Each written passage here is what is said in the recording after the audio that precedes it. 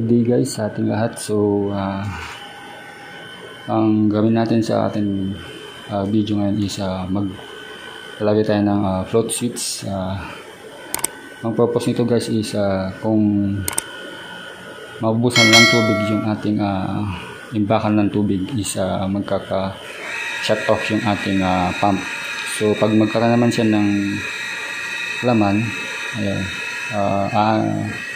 mag-start yung ating water pump.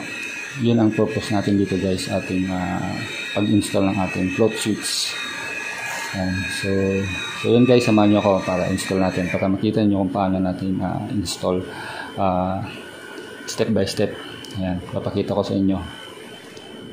So bali ang pag-install naman natin guys, meron naman tayo dito sa ating kasama yung kanyang wiring connection. Ayan, nakikita na naman guys yung kanyang kulay, kung ang gamitin nyo is yung brown at saka black. Yung brown at saka black is pag nakataas yung float switch natin, ito guys, ito pag nakaganyan siya guys, ibig sabihin naka-on yung mag-on yung pump natin. Ayan. So yun naman black, yun naman purpose ng blue at saka black. Ito guys, ayan, yung blue at saka black ito. Ayan. Kasi ang main natin guys is yung black, common natin yung black. Ayan. Tapos yung brown at saka blue, yun lang ang purpose nito. Itong baga yung itong blue ay brown, itong brown guys is ang purpose niyan pag nakataas yung float switch natin, nakaganyan. Ayan, may connection siya. Ayan, pag bumaba naman siya, magganyan, mag-off yung itong float switch natin. Yun ang purpose nun guys, yung brown at saka black. Yung blue naman guys, pag nakataas na ganyan, yung blue black connection, pag nakataas na ganyan, walang supply, naka-shut off ito, naka-off itong float switch natin. Pag nakababa naman siya guys, na ganyan, mag-on. Ayun. Ang purpose naman to guys, pag empty na yung, pag ginamit nyo sa empty, pag gusto nyo mag-higop yung pump natin, tapos magkakarga yung imbakan ng tubig natin, yun ang purpose nito pag ganyan, nakababa. Yun ang purpose nyo guys. Pero karamihan naman natin ginagamit, pag mayroon tayong imbakan ng tubig, pag walang laman, pag nakaganyan guys, automatic na hindi mag-on yung pump natin, para hindi siya masisira. Kasi kung wala na siya mahigop, means yung pump natin is magka-cut off. So wala tayong problema sa ating pump kung sakasali wala siyang mahigop na tubig. So pag nakaganyan naman siya, yan, tumaas, yan, may contact. So ibig sabihin may laman yung tubig natin sa imbakan ng tubig. So meron siya mahigop na tubig. So yun guys, samahan niyo ako, i-wiring natin. Papakita ko sa iyo kung paano. So ngayon guys, ang gagamitin natin is yung brown, black at saka brown. Yan. So yung blue na is terminate na natin kasi hindi naman natin magagamit yan. So yung brown at saka black ang i-connect natin. So gamit lang tayo ng number 14 guys na wire para dun sa ating tapping. Yan. Kasi kulang tong wire ng ating float switch. So dagdag lang tayo ng wire. So bali number 14 guys ang idadagdag natin. So bali guys, dito natin siya i-install ito sa ating imbakan ng tubig. Kumbaga itong best tank. So dito natin siya i-install guys. Kasi kadalasan kasi guys, pag nawala na ng tubig ng ating imbakan, so ang problema guys, yung pump natin is ma-under siya. So wala siyang meron naman siyang guys na tawag dito yung safety breaker niya. Ayun, pag uminit, kusa siyang namamatay. So ganun kasi guys, kadalasan ang pump natin pag laging umaandar, nawala siyang automatic float switch. Ayun, wala tayong nilagay na float switch, so kaya yung automatic pump control, hindi kadalasan guys isisira yung ating jet pump. Ayun. So ngayon, ang ilalagay natin is floater switch. Floater switch guys. So ang connection natin dito is dito natin siya ilalagay. Tapos dito sa ating meron tayo dito safety breaker. So dito natin siya itatap guys, ating mismong safety breakers. So yung isang wire niya guys, dito natin i-connect papunta sa ating floater switch. Ito yun guys, dito natin i-connect. So, pag na-level up na yung tubig hanggang dito guys, automatic na mag-off yung pump natin. Hindi na siya handle kung wala na siya malikot na tubig. Ayan, yung level mo dito, hanggang dito lang siya. Ayan, pag dito na, yung level ng floater switch mo, ayan, hindi na mag-automatic on yung pump natin. So, yung ang purpose natin para sa ating float switch. So, i-install lang natin guys. So, balik ganito guys ang gawin natin. So, ganyan yung floater switch natin. Ganyan yung level niya. Pag nakaganyan siya guys, kusa yung hindi na mag-on yung pump natin. Hindi na siya mag-on pag nakaganyan na siya. So, pag may laman na yung tubig ng itong best pump natin, aangat yan, tataas. Ayan. So, sabihin, gagana na yung pump natin. Ayan. Napansin nyo guys, may tutunog yan. Ayan, nag-switch na pag ganyan. Ibig sabihin, aandar na yung pump natin. May laman na yung tank natin ng imbakan ng tubig. Ayan. So, safe na yung pump natin. Pag nakaganyan, ang lalang tubig, ayan, hindi na aandar yung pump natin. Yun ang purpose nito guys, ang gawin natin. Yan ang purpose niya. Tanggalin na natin itong ating cover ng ating breaker guys.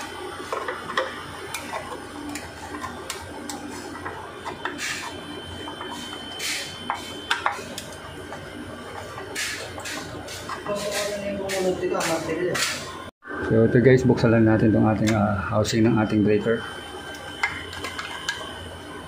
Dito kasi natin siya itatap guys para mas safe tayo. Kung sakaling gusto natin patayin, ayan, nandito lang siya. Ayan.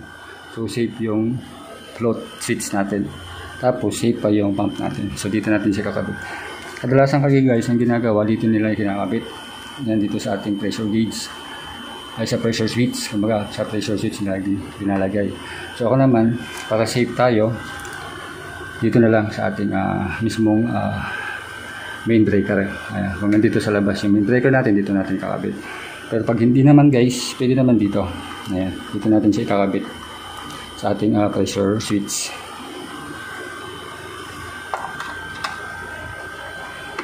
So kahit saan dito guys natin ikukunin, ayan, dito natin siya itatap. Pwede naman dito sa isa, pwede rin dito sa isa. Kasi nasa line to line tayo. So kabit na natin guys dito.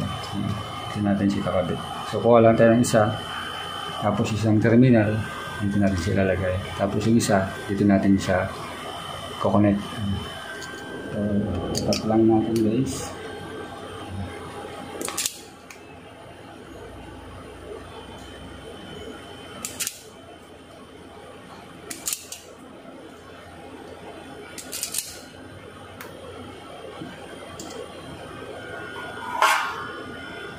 Sunduin natin yung isa.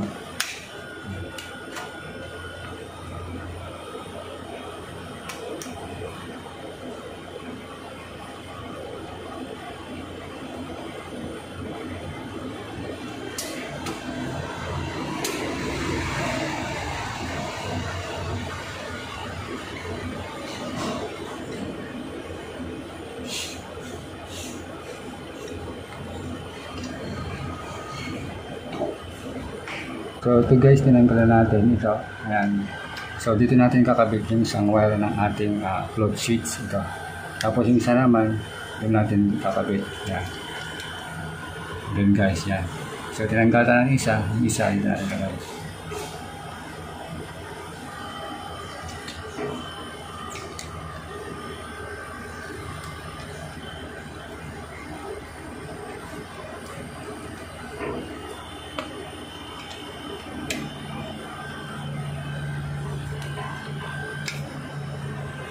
So ayan guys, lagyan natin. Tapos na naman, dito natin siya kakabit, ganyan.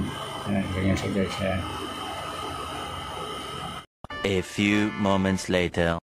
So ito guys, nilagyan na natin. Ganyan lang siya guys. Ayan. Yung isang wire natin na nandito dati, ayan, dito natin displice papunta sa ating float switch.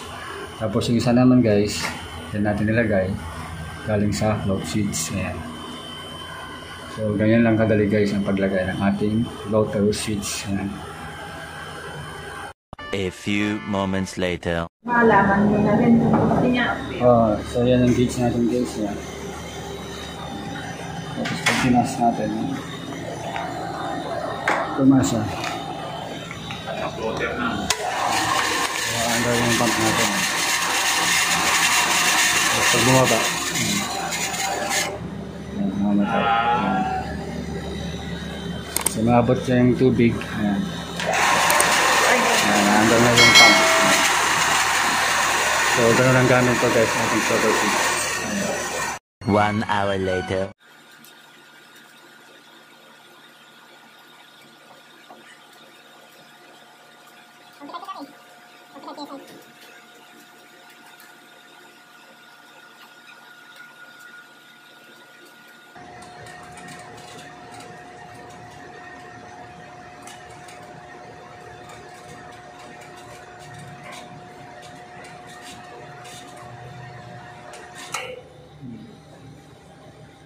So yun guys, natapos natin ang paggawa ng ating floater sheets. So guys, again, this is Jabon TV. Don't forget to subscribe, like, and share. At shout out pala guys sa ating mga bagong subscribers, viewers.